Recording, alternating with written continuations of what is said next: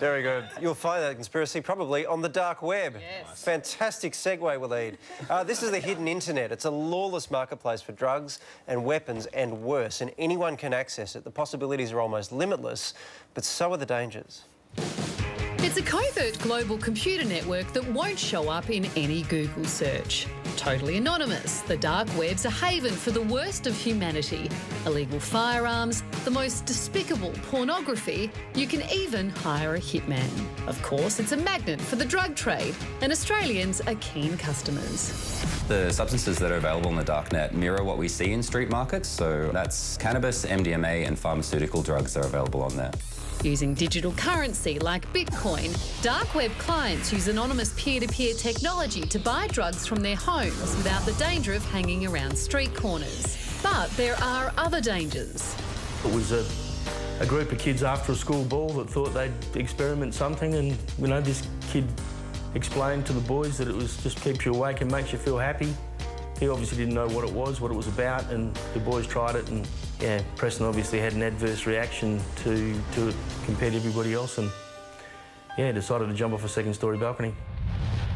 The drugs that killed 16-year-old Preston Bridge came from the dark web marketplace Silk Road, which has since been closed. But other markets swiftly filled the gap when authorities are virtually powerless. It makes me sick to think that there's criminals out there that are smarter than law enforcement agencies. It's a worldwide problem that's only going to get bigger.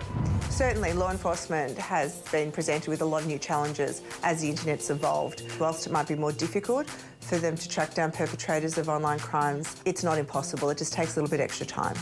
The problem of the dark web isn't just getting bigger, it's getting more chaotic, as a new report shows. Organised crime gangs are hacking each other's sites, and entire marketplaces are closing down, taking millions of dollars of customers' money with them. They've come to mirror what we see in street markets, so the involvement of organised crime, for example.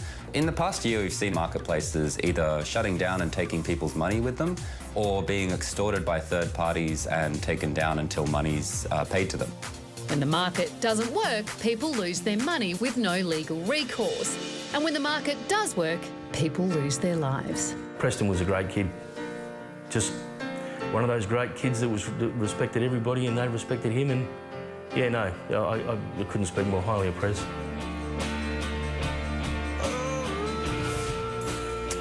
Colin Jacobs knows his way around the dark web. He joins us now. Colin, I think for a lot of people, they would think, I'm never going to get involved in this, so it doesn't really affect me. But then as a parent, you see that it can enter people's lives anyway, like we've just seen.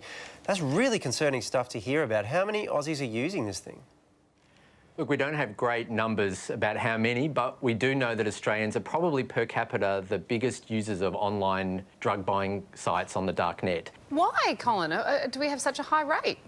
It's hard to say. I mean, I think a lot of Australians are pretty used to e-commerce right now. There's a pervasive feeling that we're getting ripped off in Australia, and people go online to buy everything else. So why not drugs? Colin, how does the dark web actually work? I mean, how do you navigate it? How do you even get onto it? Is it like the regular internet? It is in some ways. You use a regular web browser, and the experience of buying will be not that different than using eBay. You click around, you'll find products, there'll be reviews. You do need to install some software that both protects your identity and makes it anonymous, and it allows the host of the website to do the same. And pretty much anyone who's a little bit tech savvy can install it, and away you go. Colin, it's interesting when you talk about this, it seems so matter of fact. You know, the prices are cheaper, it's easier to get all of this, but it's not called the dark web for nothing. It's an incredible, sinister place with incredibly bad things going on in it. That's true, but not the whole truth. These software packages and tools that allow you to be anonymous, they allow you to commit crimes online and reduce your chances of getting caught, but some of those crimes that you might be committing could be speaking out against a regime that has strict censorship. And that's why this software works, because people volunteer their resources to enable others to protect their identity. Some of those people are doing bad things, but some of them are doing things that we would actually support and want them to do. All right, Colin, thank you so much for your insights. No worries, guys. See ya. Right, it's time for another break now. We'll see you on